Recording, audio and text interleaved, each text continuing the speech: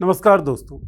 कहा जाता है कि केवल शब्दों को मत सुनिए, बल्कि शब्दों के पीछे जो छुपा हुआ है उसे भी समझने की कोशिश करिए। इजराइल और अमेरिका के द्वारा ईरान पर जो युद्ध थोपा गया और जो युद्ध चल रहा है, जिसने पूरे विश्व को एक तरीके के खतरे में डाल रखा है, उस युद्ध पर और भारत की जो स्थिति है उन पर आखिरकार नरेंद्र मोदी ने एक भाषण दिया। सदन के अंदर नरेंद्र मोदी ने बोला, और जो सबसे खतरनाक बात है, जिसकी वजह से मैं कह रहा हूं कि शब्द के पीछे जो छिपी हुई तस्वीर है उसे समझने की कोशिश करिए, वो ये कि नरेंद्र मोदी ने कोरोना काल का जिक्र किया। नरेंद्र मोदी ने कहा कि कोरोना के काल में भी हम लोगों ने एकजुट होकर कोरोना से लड़ाई लड़ी। उस तरह की हालात हम झेल चुके हैं और उससे हम बाहर आ चुके हैं। तो शब्द के पीछे जो मुझे दिखाई दे रहा है कि क्या कोरोना में जो मुसीबतें हुई थी उन मुसीबतों की तरफ हम बढ़ रहे हैं? क्या उस तरह की मुसीबत आने वाली है कोरोना? जब आप ये नाम सुनते हैं तो अलग अलग तस्वीरें आपके दिमाग में उभरती होंगी। किस तरह की तस्वीरें? ऑक्सीजन सिलेंडर की किल्लत, अस्पतालों के आगे लगी लाइन, उस सफेद कपड़ों में लपेटे हुए शव, और एक तस्वीर और, पलायन करते हुए मजदूर, वो एक बच्ची जो सूटकेस ट्रॉली बैग जो होती है उस पर बैठी हुई है, वो पलायन की तस्वीरें भी आपको दिखती होंगी। अगर कोरोना के समय या कोरोना के बाद आप अपने गांवों में गए होंगे, शहर में पलायित होकर जहां आप काम करते हैं वहां से वापस लौटे होंगे अपने गांव में, तो आपने महसूस किया होगा कि कितनी दर्द, कितनी पीड़ा और कितनी तकलीफ हम सब लोगों ने कोरोना के काल में झेली थी। समस्या क्या है? समस्या यह है कि नरेंद्र मोदी ने भाषण तो दिया, लेकिन थोड़ी देर जरूर कर दी। इससे पहले अपेक्षा थी कि नरेंद्र मोदी सामने आते। इस भाषण के बाद भी हमें करना क्या है और हमारा एक्शन प्लान क्या होने वाला है, इसमें बहुत सारी बातें नहीं बताई गई है, यूं कहिए छुपा ली गई हैं। सरकार ज्यादातर, नरेंद्र मोदी का जो भाषण था वो ज्यादातर कुछ आंकड़ों के इर्द गिर्द रहा। आंकड़े तो ठीक है, आंकड़े बताए गए, लेकिन कुछ कुछ चीजें उसमें छुपाई भी गई, उसका भी हम लोग जिक्र करेंगे। अच्छा, जितनी भी समस्या हो रही है, जिन समस्याओं का जिक्र नरेंद्र मोदी कर रहे हैं और जिनका पैरेलल कोरोना काल से भी एक तरीके से जोड़ रहे हैं, वो सारी समस्याएं युद्ध के कारण हुई हैं। युद्ध की स्थिति क्या है? कई लोग आशंका व्यक्त कर रहे हैं सोशल मीडिया पे कि क्या ये युद्ध जो है न्यूक्लियर वेपन तक जा सकता है।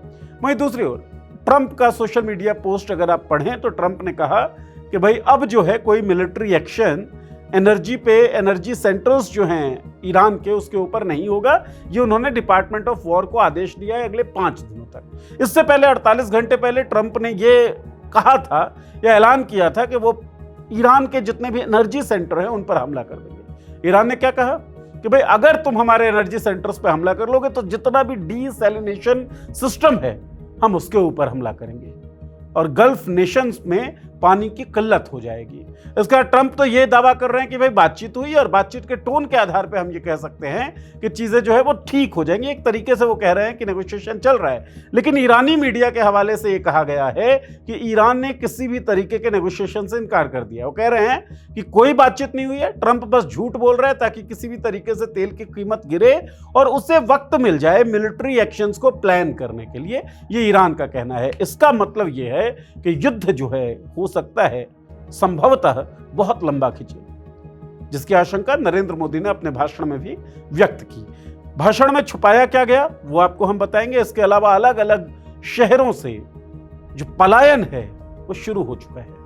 कई मीडिया रिपोर्ट्स दिखा रही हैं कि किस तरीके से जो लेबर क्लास है, मजदूर लोग जो हैं, जो अलग अलग राज्यों में जाकर काम करते हैं, वो कैसे अपने घर वापस लौटने लगे हैं। और क्यों लौट रहे हैं? गैस की किल्लत है।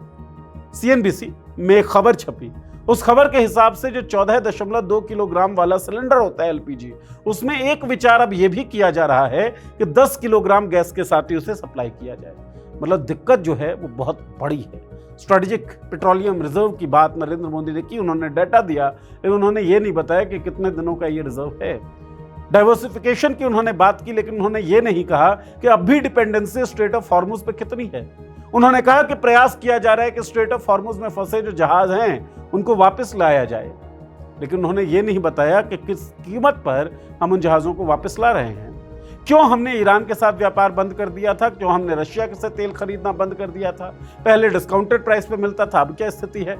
ये सब उन्होंने बातें नहीं बताई। डिप्लोमेटिक कोशिशों की बात उन्होंने की, लेकिन ये सब बातें छुपा गए। उन्होंने कहा कि पश्चिमी एशिया के जितने भी देश हैं उनसे उन्होंने बातचीत की। युद्ध के खिलाफ है भारत, जो भारत का सैद्धांतिक पक्ष हमेशा से रहा है, लेकिन उन्होंने ये नहीं कहा कि जब सुप्रीम लीडर खामनेई की हत्या हुई, ईरान के सुप्रीम लीडर की, तब भारत ने मौन क्यों अख्तियार किया हुआ था। उन्होंने ये नहीं कहा कि जब युद्ध हुआ उससे एक दिन पहले नरेंद्र मोदी इजराइल में क्या कर रहे थे। उन्होंने क्यों नहीं आलोचना की उस युद्ध को थोपने वाले ट्रंप और नेतन्याहू की। पश्चिमी एशिया के देशों के साथ जो बातचीत की बात कर रहे हैं Narendra Modi, series of tweets आपने देखे होंगे, ईरान उसमें शामिल नहीं था। युद्ध हुआ और हम शांति के पक्षधर हैं तो हम दोनों पक्षों से बात करेंगे ना, लेकिन उस पक्ष से बातचीत में हमने देरी क्यों की, ये नरेंद्र मोदी ने नहीं बताया। तो नरेंद्र मोदी के भाषण के पीछे छिपा जो चित्र है उसे थोड़ा सा द पॉलिटिक्स शो के इस एपिसोड में हम लोग बताएंगे, और एपिसोड में चर्चा ट्रंप के एक्शंस की भी होगी, स्पेन के उस प्राइम मिनिस्टर की भी होगी जिसके एक बयान को बहुत रीढ़ वाला बयान बताया जा रहा है। वो बयान क्या है वो आपको द पॉलिटिक्स शो के इस एपिसोड में हम लोग बताएंगे। तो दोस्तों, सबसे पहले बात, नरेंद्र मोदी ने कोरोना का जिक्र किया है। हालांकि नरेंद्र मोदी ने कहा है कि कोरोना काल हम सब लोगों ने देखा, एकजुट होकर हम कोरोना काल में कोरोना से लड़े और हम बाहर आ पाए। सो इस तरह की स्थिति से हम उबर चुके हैं। इसका मतलब क्या उस तरह की स्थिति आने वाली है, पहला सवाल तो यह पैदा होता है। और जब अलग अलग राज्यों की खबर पढ़ेंगे, पॉलिटिक्स शो में मैं ही आपको बता चुका हूं कि किस तरीके से कर्नाटका से लेकर आंध्र प्रदेश, महाराष्ट्र, हिमाचल, अलग अलग राज्यों में जो होटल एसोसिएशन है उन्होंने कहा कि भाई होटल्स या रेस्टोरेंट या ढाबा इनका चलना मुश्किल हो गया है। कई जगहों पे आप जाएंगे तो व्यंजन जो है आपको मिलेगा ही नहीं, मतलब मेन्यू लिस्ट जो है वो गायब रहेगी। समोसों की कीमतें जो हैं वो बढ़ गई हैं। रवि किशन साहब जो हैं वो बेहतर खैर बताएंगे कि समोसों की कीमतें बढ़ी है नहीं, कई जगहों पर समोसों की कीमतें बढ़ा दी गई हैं क्योंकि गैस लगता है और गैस तो है नहीं। अभी एक साथी हमारे बेंगलोर गए हुए थे, वो बता रहे थे कि किस तरीके से बिरयानी जब ऑर्डर किया गया तो मशरूम बिरयानी या पनीर बिरयानी ये सब नहीं बना रहे हैं होटल्स। तो दिक्कत तो है, जाहिर तौर पर दिक्कत है, लेकिन ये दिक्कत आपको लग सकता है लग्जूरियस है। मैंने पहले भी एक्सप्लेन किया था, केवल लग्जूरियस दिक्कत नहीं है। ट्रक ड्राइवर्स, वो मजदूर जो अपने अपने शहरों, अपने अपने गांवों, अपने अपने राज्यों को छोड़कर दूसरे राज्य, दूसरे शहर, दूसरी जगहों पर बस जाते हैं, वो ढाबों पर निर्भर हैं खाने के लिए। कहां से मिलेगा उन्हें खाना? तो सवाल केवल लग्जरियस नहीं है, सवाल केवल एलीट क्लास का नहीं है, सवाल गरीब लोगों का भी है। और इसी कारण से गरीब लोग जो हैं वो पलायन कर रहे हैं। भास्कर की एक रिपोर्ट है, ये रिपोर्ट आपके स्क्रीन पर चल रही है। गुजरात से बिहार और उत्तर प्रदेश जो मजदूर हैं वो पलायन कर रहे हैं। ये मजदूर बिहार और उत्तर प्रदेश के ही थे, कमाने के लिए गुजरात आए, इनके पास राशन है, ये खाना बना सकते हैं, लेकिन गैस नहीं है तो बनाएं कैसे? राशन है, गैस नहीं है। जिन कंपनीज में ये काम करते थे वो कंपनीज भी गैस मुहैया नहीं करवा पाई और आखिरकार इन लोगों को वापस लौटना पड़ रहा है। ये लोग बताते हैं, भास्कर के इस रिपोर्ट में इन लोगों के हवाले से लिखा गया है कि गांव जाकर कोई काम ढूंढेंगे। क्या काम ढूंढ लेंगे? अगर गैस की किल्लत इन शहरों में है जहां पर काम मिलता है मजदूरों को, तो क्या उन गांवों में नहीं होगा जहां से मजदूर पलायित होकर इन शहरों, इन राज्यों में आ रहे हैं? इन मजदूरों के लिए एक्शन प्लान क्या होगा? इस तरह की दिक्कत अगर आ रही है, एलपीजी की समस्या अगर आ रही है, तो एक्शन प्लान क्या होगा? ये एक्शन प्लान नहीं बताया गया है। होने क्या वाला है ये नहीं बताया गया है। सो एक तरह का आशंका का बादल जो है वो तो दिखा दिया गया कि भाई बहुत बड़ी दिक्कत आ सकती है, आने वाली है। लीडर ऑपोजिशन राहुल गांधी लगातार ये बात कह रहे थे कि जितने भी फ्यूल है उनकी समस्या आने वाली है। नरेंद्र मोदी ने भाषण दिया, समस्या के बारे में आप बता रहे हैं, लेकिन क्या एक्शन होने वाला है उसके बारे में आप बात नहीं कर रहे हैं कि हम करेंगे क्या। वो मजदूर जो अपने अपने कामों को छोड़कर लाचार हो गए हैं अपने जगहों पर वापस लौटने के लिए, उनका गुजारा चलेगा कैसे? तो मजदूरों को, आम लोगों को जरूरत है ये जानने की कि भैया आगे की जिंदगी चलने कैसे वाली है। कोरोना का नाम तो ले लिया, सोशल मीडिया पे बहुत सारी बातें चल रही हैं, तो उस तरह की तकलीफ को झेलने के लिए हमारे पास अब क्या कवायद है? गलगोटिया यूनिवर्सिटी के एक छात्र ने, एक स्कॉलर ने एक पेपर लिखा, उन्होंने बताया किस तरीके से साउंड वेव से कोरोना मर जाता है। हास्यास्पद पेपर था वो। अब कौन सा ताली पीटने और थाली पीटने से युद्ध रुकेगा, ये समझने की बात होगी। दूसरी बात पर आते हैं। नरेंद्र मोदी ने अपने भाषण में कहा कि जो पेट्रोलियम रिजर्व है हमारा वो 53 लाख मीट्रिक टन है। स्ट्रेटेजिक पेट्रोलियम रिजर्व की वो बात कर रहे थे। उन्होंने कहा कि 65 लाख मीट्रिक टन और पे काम चल रहा है। डाटा अब सुनेंगे तो बहुत बड़ा डाटा है, लेकिन आपको मैं पहले भी बता चुका हूं, फिर से बता देता हूं कि ये जो पेट्रोलियम रिजर्व है, strategic petroleum reserve 5.33 million metric ton, Visakhapatnam में 1.33, बेंगलुरु में 1.5, पादुर में 2.5।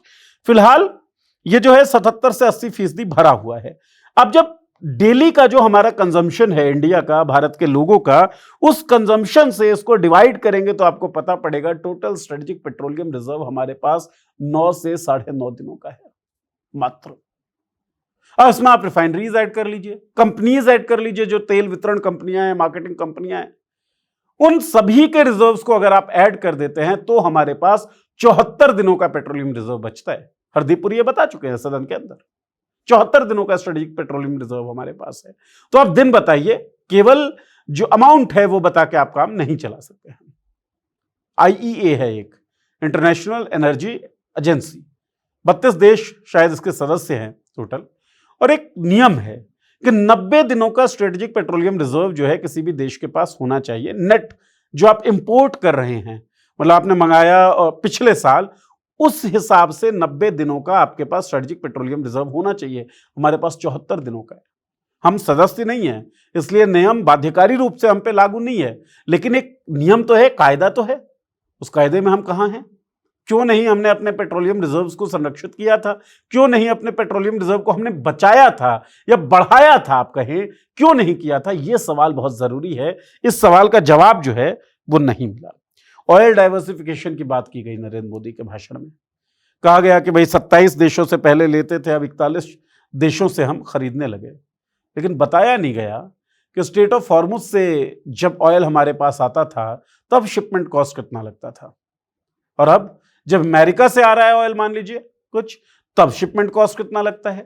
उस वक्त कितना समय लगता था, अब कितना समय लगता है, यह बात हमसे छिपा लिया गया। ऑयल डाइवर्सिफिकेशन आपने किया, कैसे किया? सबसे बड़ा हिस्सा जो था वो रशिया से हम जब परचेज करने लगे थे तेल, उसके कारण हुआ। तो स्ट्रेट ऑफ हॉर्मुज से हमारी जो डिपेंडेंसी थी, निर्भरता थी, वो थोड़ी कम हुई। क्यों हुई? क्योंकि हम रशिया से ज्यादा तेल परचेज करने लगे। यहां तक बात ठीक है, लेकिन फिर 2 महीनों की कहानी को छिपा लिया जाता है। जनवरी 2026 टोटल ऑयल जो हम रशिया से इंपोर्ट करते थे उसमें 19 से 20% की गिरावट हुई। और गिरावट क्यों हुई? क्योंकि डोनाल्ड ट्रंप ने हमको धमकाया था कि रशिया से तेल खरीदना बंद करो, और हमने रशिया से तेल खरीदना बंद कर दिया। 44 महीनों का निम्नतम स्तर था जनवरी 2026 में जो हमने रशिया से इंपोर्ट किया था तेल, और फरवरी 2026 में क्या हुआ? उससे भी ज्यादा कम हो गया। अब मार्च 2026 में वो जो इंपोर्ट का क्वांटिटी है वो बढ़ा है, लेकिन फिर से एक क्लॉज है, कंडीशन है, जो जानना समझना बहुत जरूरी है। वो कंडीशन ये है कि मार्च 2026 युद्ध शुरू हो चुका था ईरान और इजराइल के खिलाफ। ईरान और इजराइल के बीच में, अमेरिका इजराइल के साथ था, यह युद्ध शुरू हो गया था। इसके बाद जब स्ट्रेट ऑफ हॉर्मुज ईरान ने बंद किया, तब अमेरिका ने वेवर दी, छूट दी, रियायत दी कि भाई जो पहले से तेल लोडेड हैं रशिया के जहाजों में, टैंकर्स में, आप उनको मंगवा सकते हैं। 1 महीने तक की ये रियायत है, 1 महीने तक का ये वेवर खत्म हो जाएगा। उसके बाद हम क्या करेंगे? इसके बारे में कोई बात होनी चाहिए थी। कम से कम हम अपनी तरफ से ये तो कहते ना कि हमको जहां से मर्जी होगा भाई खरीदेंगे, दिक्कत तुम्हारी वजह से हुआ है। तो एक तो जो मार्च में थोड़ा बहुत बढ़ा है रशिया से हमारा इंपोर्ट, जो जनवरी 2026 और फरवरी 2026 में बहुत कम हो गया था, वो वेवर का नतीजा है और स्ट्रेट ऑफ हॉर्मुज बंद होने का नतीजा है। 2-3 चीजें और समझने लायक है। रशिया से पहले जो हम तेल खरीदते थे, एक तो हम रुपये में खरीदते थे क्योंकि सैंक्शन था, डिस्काउंटेड प्राइस पे खरीदते थे, डिस्काउंटेड प्राइस पे, कम कीमतों पे रशिया हमको तेल देता था। लेकिन फिर अमेरिका ने धमकी दी, हमने तेल खरीदना बंद किया, स्ट्रेट ऑफ हॉर्मुज बंद हो गया क्योंकि युद्ध छिड़ गया ईरान, इजराइल और अमेरिका के बीच में। फिर हम रशिया के पास गए, रशिया ने क्या कहा? भाई नहीं, डिस्काउंटेड प्राइस पे कुछ नहीं मिलेगा, बल्कि प्रीमियम उल्टा लग रहा है। तो ये हमारी विदेश नीति थी, ये हमारी डिप्लोमेसी थी, जिसके कारण से डिस्काउंटेड प्राइस पे जो हम तेल खरीद रहे थे वो अब हमें प्रीमियम देके लेना पड़ रहा है। ईरान से भी तेल का व्यापार होता था हमारा, रुपए में ईरान से हम तेल का व्यापार करते थे, शिपमेंट कॉस्ट कम लगता था, समय बहुत कम लगता था।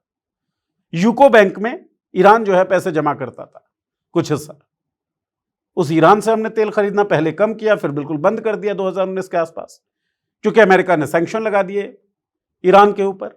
सेकेंडरी सैंक्शन का दबाव हमारे ऊपर बना और हमने ईरान से तेल खरीदना बंद कर दिया।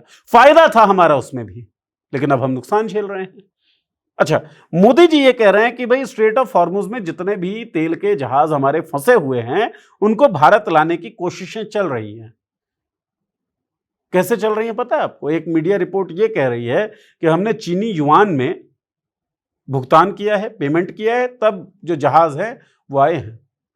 आधिकारिक तौर पे स्ट्रेट ऑफ हॉर्मुज तो बंद है ही नहीं, बल्कि ईरान ने तो यह कहा है कि जितने भी देश, जितने भी जहाज चीनी युआन में कारोबार करेंगे, ट्रेड करेंगे, उनके लिए जाने देंगे, हम उनके लिए खोल देंगे ये रास्ता। एक पहलू इसका आपको यह दिख रहा है क्या कि किस तरीके से चीन अपने व्यापारिक हितों को साध रहा है, अपने करेंसी को मजबूत कर रहा है, अपने अर्थव्यवस्था को मजबूत भी कर रहा है और फैला भी रहा है। ईरान उसका साथ दे ही रहा है। और अब जब हम चीनी युआन में तेल खरीद रहे हैं, जो मजबूरी भी है, खरीदना पड़ेगा भी फिलहाल, क्योंकि हमको अपनी नीड्स, अपनी जरूरतें भी पूरी करनी है, तो हमारा लॉन्ग टर्म विजन क्या है चीन को लेकर? भारत और पाकिस्तान के बीच युद्ध हुआ था, चाइना ने पूरी तरीके से पाकिस्तान को टैक्टिकल सपोर्ट दिया था, ये तो हमारे सामने की बात है। तो लॉन्ग टर्म विजन हमारा क्या है, लॉन्ग टर्म प्लान हमारा क्या है, उसके बारे में कोई बातचीत जो है वो नरेंद्र मोदी के इस भाषण में हुई नहीं है, जो बहुत जरूरी थी। तो भाई डाइवर्सिफिकेशन की आप बात जरूर कर रहे हैं, लेकिन जिसकी वजह से डाइवर्सिफिकेशन जो है थोड़ा रियलिस्टिक सा लग रहा था, फायदेमंद सा लग रहा था, वो वजह तो हमने खत्म कर दी थी। आगे का प्लान क्या होने वाला है वो आपने बताया नहीं है। तो शब्दों के पीछे छिपा जो चित्र है वो यही है जो मैं आपको बताना चाहता हूं, और मैं चाहता हूं कि भारत के प्रधानमंत्री इस नाजुक समय में अवगत कराएं चीजों से, ताकि सवाल जितने उठ रहे हैं वो सवाल खत्म हो सके, उन सवालों का जवाब मिल सके। और सवाल खत्म ऐसे नहीं होंगे कि आप सवाल पूछने वाले को चुप करवा दीजिए। सवाल खत्म ऐसे होंगे कि सवाल पूछे जाएं तो उसके जवाब दिए जाएं। एलपीजी डाइवर्सिफिकेशन की बात कर लेते हैं। भाई भारत अपनी जो कुल एलपीजी जो हमारा कंजम्पशन है टोटल, उसका 60% जो है वो लगभग इंपोर्ट करता है, और इस 60% इंपोर्ट में से जो 90% हिस्सा है वो स्ट्रेट ऑफ हॉर्मुज से आता है, उसी रास्ते से आ रहा है। हमने डाइवर्सिफाई किया तो 80 से 90% फिर भी, मतलब बहुत कम डाइवर्सिफिकेशन हुआ है। तो एलपीजी को लेकर जो हमारी निर्भरता है वो तो स्ट्रेट ऑफ हॉर्मुज पर भी है। अच्छा, हमने अपना प्रोडक्शन बढ़ाया, माननीय प्रधानमंत्री जी ने यह बात भी कही, प्रोडक्शन जो हम बढ़ा भी रहे हैं, तो भाई एलपीजी निकलता कैसे है? एलपीजी जब क्रूड ऑयल को रिफाइन किया जाता है तो एलपीजी बनता है, ब्यूटेन और प्रोपेन। उससे जब क्रूड ऑयल की ही दिक्कत हो जाएगी तो एलपीजी बनेगा कैसे? ये तो एक बड़ा सवाल है। तो थोड़ी सी डिटेलिंग में समझा देते कि किस तरीके से हम इन स्थितियों से लड़ रहे हैं तो बड़ा भला होता, फायदा होता, थोड़ी सी आसानी होती समझने में कि बातचीत जो है वो ठीक की जा रही है। इसके बाद अब आ जाते हैं कि भाई ये सारी दिक्कतें हुई क्यों हैं? तो ये सारी दिक्कतें हुई हैं साहब युद्ध के कारण। आप सबको पता है ट्रंप की सनक, मतलब एक कहावत होती है ना, एक मछली पूरे तालाब को गंदा कर सकती है, उसी तरीके से एक खराब, एक घटिया नेता जो है आपको बहुत बड़े खतरे में ढकेल सकता है। इसलिए जरूरी क्या होता है कि उस मछली को जो पूरे तालाब को गंदा कर सकती है उसको आप तालाब से दूर कर दीजिए। ये बेसिक सा मामला है। जैसे एक सड़ा हुआ आलू है, आप 5 किलो आलू लाए, एक आलू सड़ा हुआ निकला तो आप उस सड़े हुए आलू को निकाल के फेंक देंगे ताकि वो 5 किलो आलू जो है वो बचा रहे। मतलब ट्रंप की जो दादागिरी है, पहले उसने टैरिफ वॉर छेड़ा अलग अलग देशों के खिलाफ, फिर नेगोशिएशन के बीच में जब बातचीत चल रही थी, ईरान शर्तें मान चुका था, जो मीडिएटर कंट्री है उसने ये बात बोल दी, उसके बावजूद ट्रंप ने हमला कर दिया ईरान पे। जो शांति के पक्षधर लोग होंगे वो तो विरोध करेंगे ना ट्रंप का कि भैया ये गलत कदम है तुम्हारा, we are not standing with you, हम तुम्हारे साथ नहीं हैं। अलग थलग कर देते आप ट्रंप को। लेकिन हमने तो कोई आलोचना इस तरह की ट्रंप की नहीं। स्पेन के पीएम, जो मैं कह रहा था आपको, रीढ़ वाला बयान बताया जा रहा है, स्पेन के पीएम का बयान है कि ट्रंप ऐसा सनकी आदमी है जो आग लगा देगा और फिर कारण किसी और को बता देगा। वही काम ट्रंप कर रहे हैं। भाई ईरान पे पहले इजराइल के साथ मिलकर हमला कर दिया, जब ईरान ने रिटेलिएशन किया और रिटेलिएशन एक्सपेक्टेशन से अलग था, तब क्या कहने लगे? तब मदद की गुहार करने लगे अन्य देशों से कि भाई आओ स्ट्रेट ऑफ हॉर्मुज को प्रोटेक्ट करो। जो देश थे अलग अलग जिनसे मदद की गुहार लगाई ट्रंप ने, उन देशों ने मना कर दिया कि भाई युद्ध जो है हमसे पूछ के थोड़ी छेड़ा था, हम क्यों डायरेक्टली इन्वॉल्व हो युद्ध के अंदर। तब ट्रंप क्या कहता है? तब ट्रंप ये कह देता है नहीं नहीं, मदद तो मुझे किसी से चाहिए ही नहीं थी, मैंने तो ये बात इसलिए की ताकि मैं रिएक्शन को नोट कर सकूं। मतलब इतना बेवकूफ, इतना जाहिल आदमी अमेरिका का प्रेसिडेंट है और हम उसकी आलोचना तक नहीं कर पा रहे हैं, जबकि उसकी वजह से हमारे घरों में दिक्कत होने लग रही है। हमारी पूरी, आप समझ रहे हैं, घरों की दिक्कत तो है ही, पूरी इकोनॉमिक स्ट्रक्चर जो है हमारा वो खतरे में आ सकता है, बहुत पीछे जा सकते हैं हम। लेकिन इस कदम को उठाने वाले जो आतताई ट्रंप साहब हैं, उनकी आलोचना हम नहीं कर पाए। ये तो गड़बड़ है ना, ये तो डिप्लोमेसी का फेल्योर भी कहा जा सकता है। आप इजराइल के साथ खड़े दिखे, आपने विरोध नहीं किया, आपने आलोचना नहीं की, आपने श्रद्धांजलि तक नहीं दी ईरान के सुप्रीम लीडर के असैसिनेशन की। अब ट्रंप क्या कह रहा है?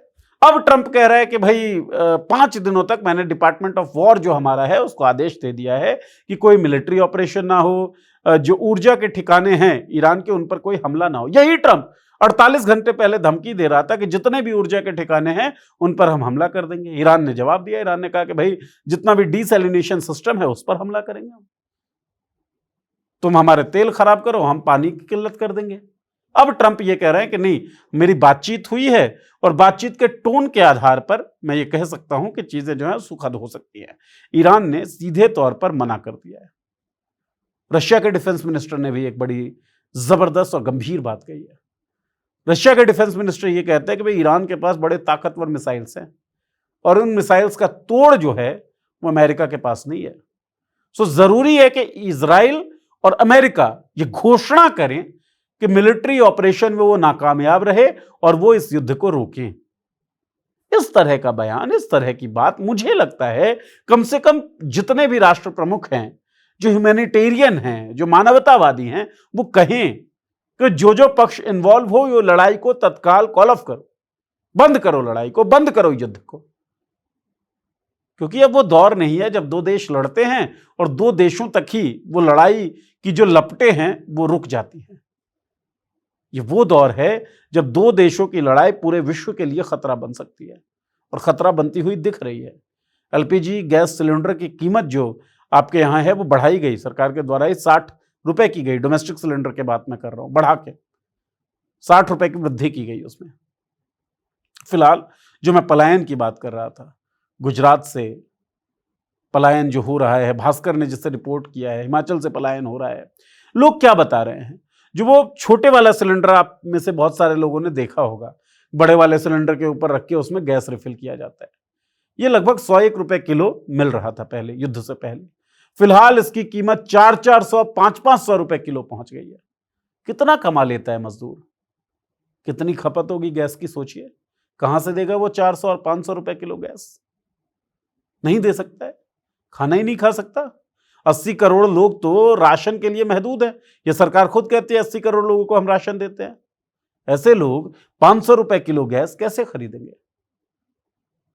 कॉमर्शियल सिलेंडर्स की तो मतलब चलिए प्राथमिकता आपने घरेलू जो कंज्यूमर्स हैं उनको दी, जरूरी भी लगती है कि किल्लत हो गई तो पहले घर जो है, घरों में सिलेंडर पहुंच जाए और वो लोग खाना बना सकें, वो आपने दे दी।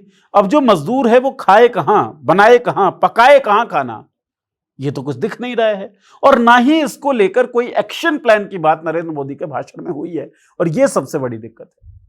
अगर दिक्कत आने वाली है तो पहली बात तो ये, नंबर 1, आपको 7-8 दिन पहले ये नहीं कहना चाहिए था कि नॉर्मल है सिचुएशन। आपको टूलकिट, मुझे नहीं पता कि सर किसने किया है ये, लेकिन ट्विटर पे तो पूरा कैंपेन चलता हुआ हमने देखा ना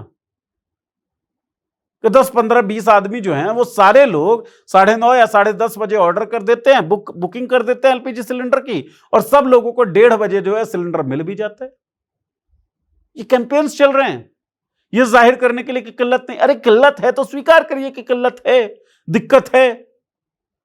यूजर्स जो आपको हैं उसको थोड़ा मॉडिफाई करना पड़ेगा, थोड़ा कंस्ट्रेंट करना पड़ेगा। ट्रांसपेरेंसी सबसे बड़ी बात होती है, पारदर्शिता, खासतौर पे इस तरह के हालात में।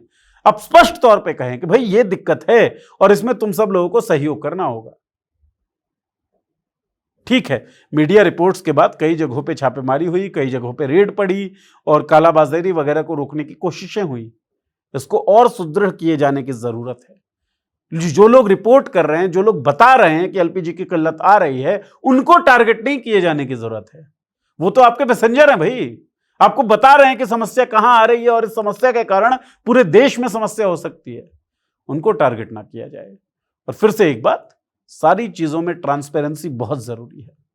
बेजा अपनी पीठ थपथपा कर आप मुसीबत को दूर नहीं कर देंगे। आंखों को मूंद लेने से खतरा न जाएगा, वो देखना पड़ेगा जो देखा न जाएगा। अगर हम आंखों को मूंद लेंगे ना तो खतरा और विकराल रूप डाल लेगा। खतरा तो जो होगा वो होगा ही, उसका असर ज्यादा भयानक हो जाएगा अगर हम आंखें मूंद लेंगे। लेकिन अगर हम आंखें खोलकर सचेत होके और एक परिवार के तौर पर आगे बढ़ सके, जिस परिवार के साथ ट्रांसपेरेंटली सारी इंफॉर्मेशन शेयर की जा रही हो, तो शायद हम उस खतरे के असर को अच्छी तरीके से झेल सकें। तो जरूरी है थोड़ा सा ट्रांसपेरेंट होना, जरूरी है उन एक्शन प्लान्स का पता होना जिन एक्शन प्लान के जरिए हम सुनिश्चित करेंगे कि कोई भूखा ना सोए हमारे देश में। अगर कुछ लोगों को तीनों समय भूखा सोना पड़ रहा है तो कुछ लोग, बल्कि सारे लोग, एक समय भूखा सो जाए ताकि सब लोगों को कम से कम 2 समय का खाना मिल पाए। मतलब कुछ भी हो सकता है ये एक्शन प्लान। बहुत बड़े बड़े लोग, बहुत बड़े बड़े एडवाइजर्स जो होते हैं वो सरकार में होते हैं, वो एडवाइज करें और सरकार ट्रांसपेरेंटली ये बातें देश के आम लोगों को बताए। लीपापोती करके, अपनी पीठ थपथपा के कोई फायदा नहीं है, आंकड़े फेंक फेंक के। जब इस तरह की स्थिति आती है तो ट्रांसपेरेंसी सबसे बड़ा हथियार हो सकता है और अपनी रीढ़ बहुत मजबूत करनी होती है, जैसा स्पेन के पीएम ने किया है। गलत को गलत कहने की हिम्मत करनी होती है। ट्रंप की सनक के कारण ये पूरा विश्व खतरे में आ जाए, ये नहीं होना चाहिए। और जो पैरेलल पावर्स हैं, मतलब मैं हमेशा एक जिक्र करता हूं, चंद्रशेखर आज़ाद रावण जो हैं, ये किसी टीवी स्टूडियो में, टीवी चैनल में बैठे हुए थे, बातचीत चल रही थी। उन्होंने कहा कि मैं पैरेलल से बात करूंगा, मैं एक पार्टी का प्रेसिडेंट हूं, एक पार्टी के प्रेसिडेंट से बात करूंगा। तो जो पैरेलल पावर्स हैं, प्रेसिडेंट हैं, राष्ट्र प्रमुख हैं, ट्रंप अपने देश के, बाकी देशों के राष्ट्र प्रमुख जो है सीधा उनसे कहें कि भाई तू गलत कर रहा है। और ये नहीं होता। मतलब आप अपनी राय ठीक तरीके से स्ट्रांगली रखें।